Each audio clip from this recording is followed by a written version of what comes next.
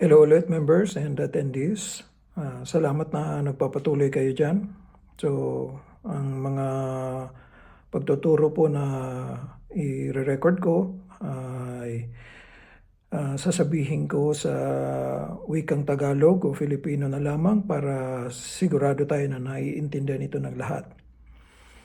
At habang nandito ako, isang blessing po talaga na nakita ko yung na-refresh ako sa paggawa ng mga lessons. So marami na rin ako na nagawa ng mga series of lessons.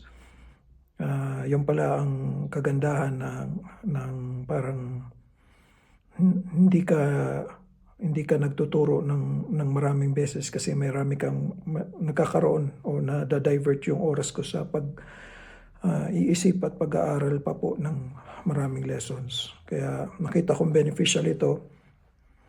Kaya kailangan din ito ng teacher na si Brother Josh at ang iba pa.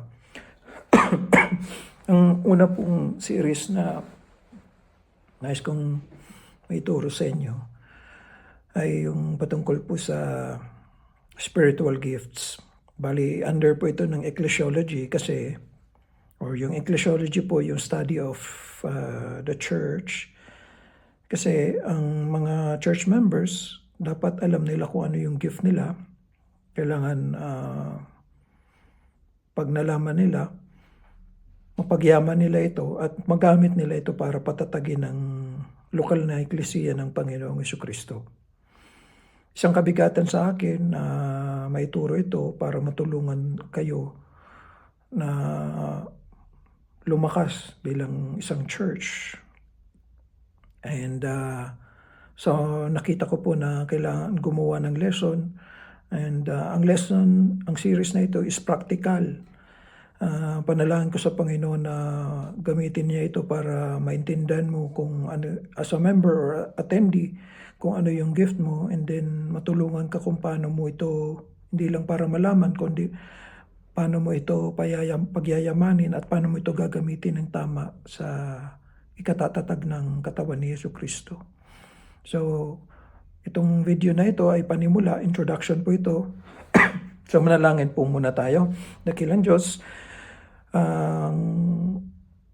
hinihingi po namin na pagyamanin mo po at pagpalain niyo po ang sisimulang ministering ito para matulungan din po ang church at ang mga teachers na lumakas din po spiritually at bigyan niyo po ng pag-unawa ang mga manonood at makikinig nito, makita nila ang kanilang gift at mapagyaman nila at magamit po nila ito para mas lalo pong maging epektibo sa mga ministeryo.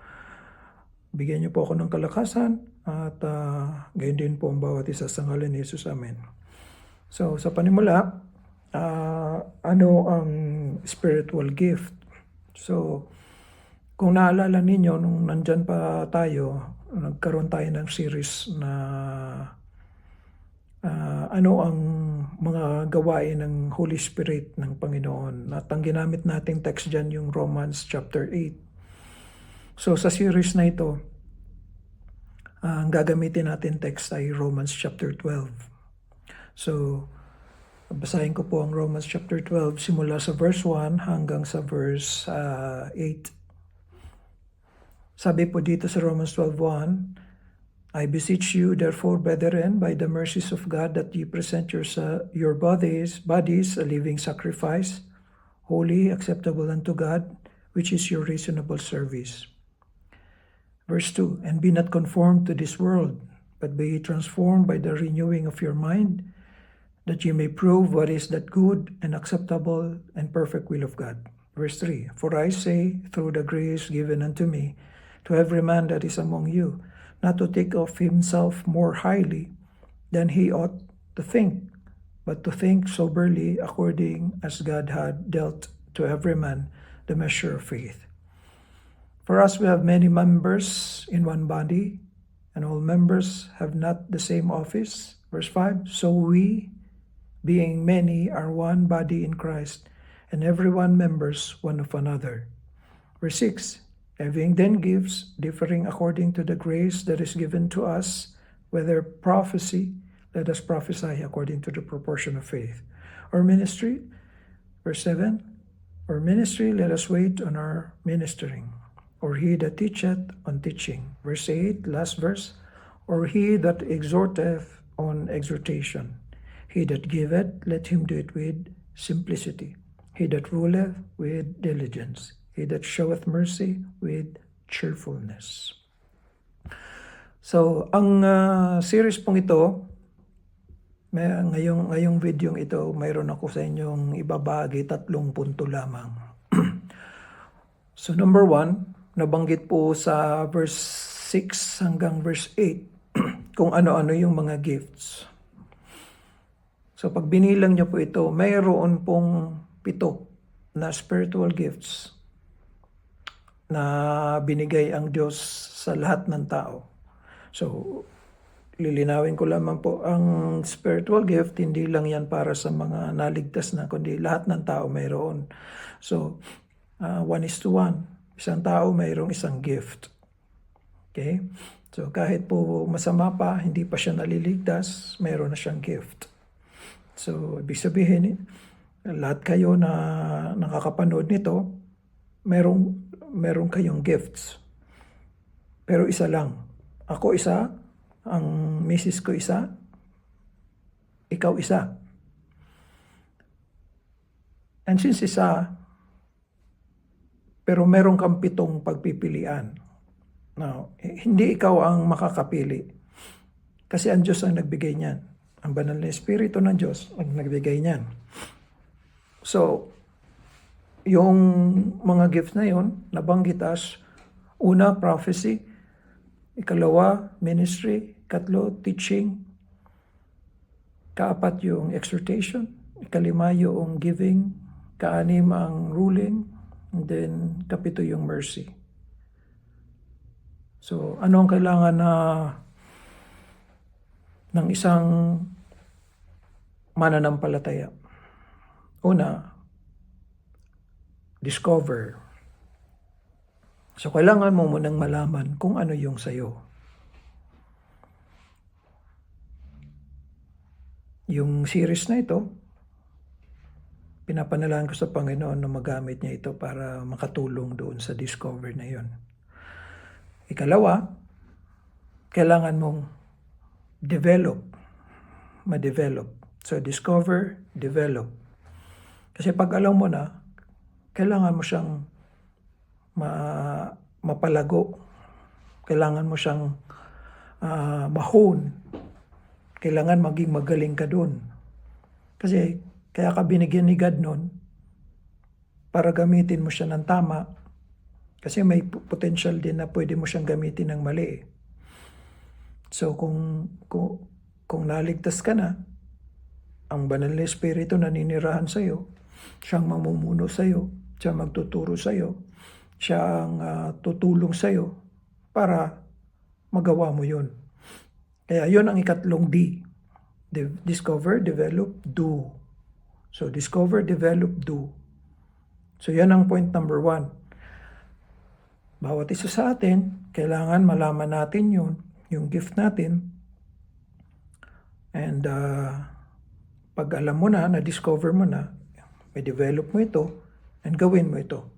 At saan mo ito gagawin? Sa institusyon na tinatag ng Panginoong Jesucristo, yun yung church.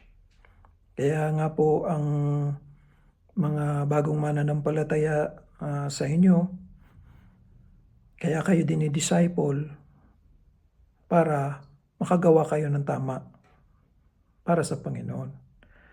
Kaya kayo tinuturuan ni Teacher Josh on baptism kasi yun ang panimula. Yun ang unang hakbang para maging parte kayo ng church.